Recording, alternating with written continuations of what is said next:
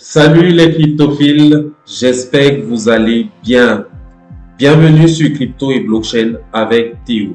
Ici, on parle de crypto-monnaie et de blockchain.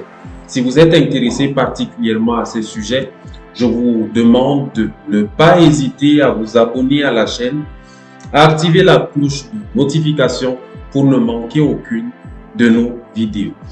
Je parle beaucoup plus sur cette chaîne sur le projet Pi Network, mais naturellement, on parle des crypto-monnaies de manière générale. Je diffuse depuis Maroua, où il fait sérieusement chaud actuellement, d'où le fait que j'ai mon mouchoir, et que de temps en temps, justement, je vais devoir m'essuyer le visage pour dégager un peu la transpiration.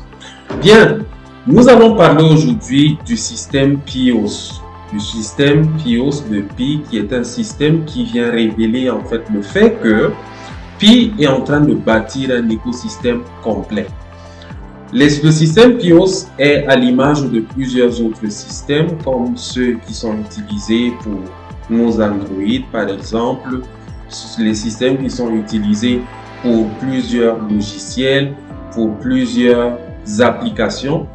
Le système PIOS c'est un système de licence en fait. Je vais peut-être dire les choses de manière un peu superficielle pour l'instant, je ne serai pas très technique, mais il faut retenir déjà que le système PIOS qui a été mis en service par Pi est un système de licence qui permet que les développeurs puissent certifier les applications qu'ils développent sur la plateforme de Pi et que ces applications donc correspondent au mécanisme d'acceptation des paiements en Pi. Donc le système PIOS est un peu comme le système qu'on utilise dans le cadre quand on prend par exemple la plateforme de Google Play. Vous voyez sur Google Play ou bien dans le système PIOS, on a une interface qui regroupe toutes les applications qui sont soutenues par la licence de Google Play. Je ne me rappelle plus exactement quelle est cette licence-là, mais on a entre autres par exemple la licence Meet, on a la licence, il y a plusieurs autres licences, vous verrez les licences là en description ici. Donc bon, en fait, vous les verrez juste affichées ici.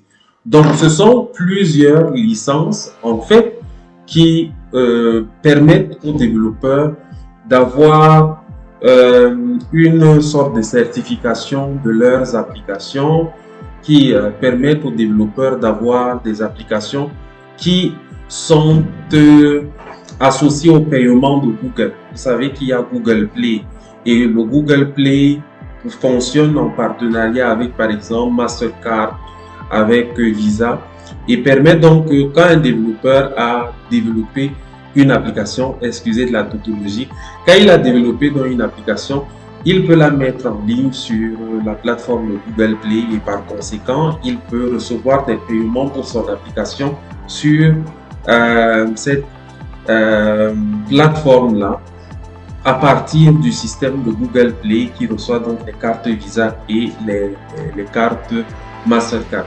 Maintenant, dans le contexte de Pi, on est pratiquement dans le même modèle. Pi a sa licence qui est le Pi Open Source comme POS, donc Pi Open Source, qui permet donc aux développeurs de venir concevoir des applications dans le système avec la facilité du SDK de Pi, qui est donc le SDK qui est le système Developer Kit, donc là où les développeurs développent dans leur application, excusez la tautologie.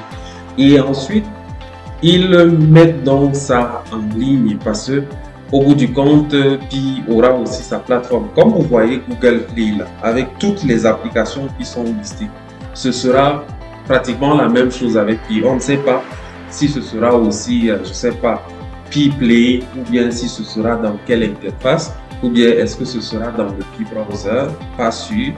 Mais toujours est-il que les applications de Pi seront listées quelque part. Et toutes les applications qui seront listées sous licence de Pi fonctionneront avec des paiements en Pi. C'est-à-dire, vous avez une application par exemple qui fait dans le montage vidéo, ou une application qui fait dans la comptabilité, ou une application peut-être comme YouTube qui fait peut-être dans les médias, dans les diffusions de vidéos et autres. Vous voulez, dans ce cadre-là, par exemple, ou dans l'usage d'une application donnée, faire un paiement. Par exemple, moi, j'utilise un logiciel qu'on appelle, pour mes montages, j'utilise un logiciel qu'on appelle DaVinci Resolve 18. DaVinci Resolve a une version gratuite, certes, mais il y a une version payante. Et je veux donc faire le paiement du logiciel ou bien pour l'utilisation normale de DaVinci Resolve. Du moment où DaVinci Resolve est donc sur la plateforme de Pi, je peux donc faire des paiements en Pi parce que l'application est dans le système de Pi et donc accepte donc les paiements en Pi. Donc je peux faire un paiement en Pi et puis c'est tout. Et vraiment, Pi est en train de faire quelque chose de très intéressant, carrément. Pour ceux qui manquent le minage de Pi, vraiment, je peux encore réitérer le fait que beaucoup vont regretter d'être dans cette posture-là. Mais bon, ils sont libres de l'être. Après tout, on apprend aussi de nos refus, on apprend aussi de notre découragement et l'apprentissage qui va se dégager de là est ce qui est vraiment intéressant. Donc, le système Pios va pouvoir faire en sorte que Pi soit une entité qui légifère en fait certaines créations des développeurs. Que ce soit une entité qui parraine en quelque sorte les créations des développeurs. Ce qui se passe déjà, on sait que au Hackathon Week, Pi a été est l'un des parrains de l'événement. Pi a été l'un des sponsors. Donc c'est tout ça justement qui se passe. Donc le système Pios est un système qui fera depuis une plateforme assez suffisamment complète, vraiment complète, très complète, avec son interface de conception logicielle libre qui est donc tenue par Pi, et tous ceux qui viendront donc concevoir des choses sur la plateforme de Pi développeront un logiciel ou bien des programmes ou bien des applications qui correspondront donc au paiement en Pi. Et ils seront donc payés en Pi et de là, on verra très bien combien le Pi est utile. Donc peut-être loin de devoir trop s'attarder ou peut-être trop m'étendre, je voulais surtout attirer l'attention sur ce système-là, sur cette licence-là que nous avons dans le cadre de ce projet qui est très remarquable et qui est une opportunité pour tous les développeurs. Donc, saisissons l'opportunité-là et nous-mêmes, nous serons en train de basculer de l'usage peut-être des applications Google Play vers des applications qui sont pas. Parce qu'on sait que même l'application qui est sur Google Play et avec la licence de Pi, il est clair que cette application pourrait, même si ça reste encore à Google Play, ça pourrait basculer sur une interface qui est propre à Pi même parce que Pi, au bout du compte, est en train de bâtir un écosystème complet. On est ensemble les leaders. Bon minage à tous. Votre serviteur, théologien Silencieux. À bientôt.